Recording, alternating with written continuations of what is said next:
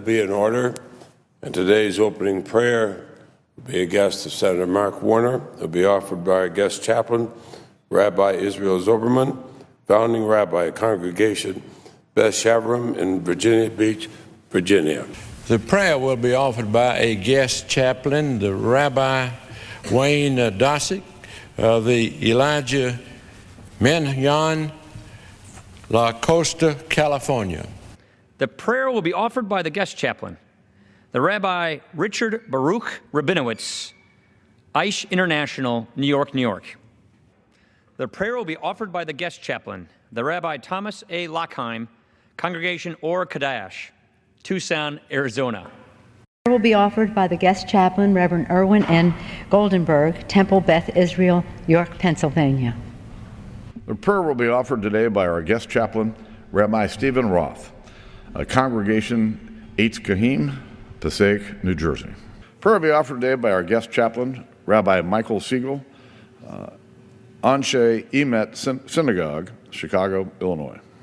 And I count it a high honor to present to you His Excellency Chaim Herzog, President of Israel.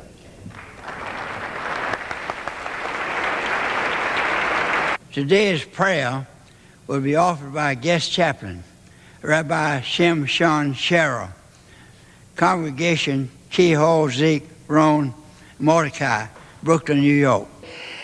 I rise today on the 5th day of Hanukkah to give special recognitions to my Jewish community in Florida, District Number 27. As their Congresswoman, I have the distinct honor of representing one of the largest Jewish communities in the country, which includes Temple Beth Am, one of the largest congregations in the Southeast United States. For over 65 years, Temple Beth Am has welcomed Jewish people from all walks of life to worship, to study, and to seek refuge. For over 6 decades, the synagogue has provided spiritual guidance and served the Miami community in so many ways. Much of this would have never happened without the leadership of Beth Am Senior Rabbi Jeremy Baraz. There are so many great spiritual Jewish leaders in our community, along with Rabbi Baraz, Rabbi Yitzi of the Talmudic University Yeshiva in Miami Beach, Rabbi Yossi Harlig of the Shabbat Center of Kendall and Pinecrest, Rabbi Elliot. Today's prayer will be offered by guest chaplain, Rabbi Mel Heck, Temple Beth Ann, Las Vegas, Nevada, a guest of Senator Harry Reid. As Rabbi Harlig mentioned in his invocation, today is significant. It's significant because it's the day of the Shabbat community, important day in the Shabbat community.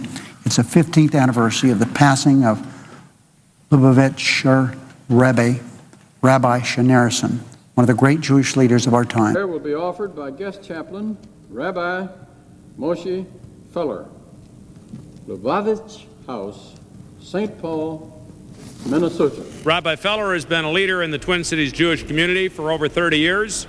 Accompanying the rabbi today were 20 students from the Habab Academy located in St. Paul, Minnesota. Today's opening prayer will be offered by Rabbi Mendy Greenberg, director of the Matsu Jewish Center, Shabbat Lubavitch in Palmer, Alaska. And completed postgraduate Judaic studies at the Lubavitch Yeshiva in Brooklyn, New York.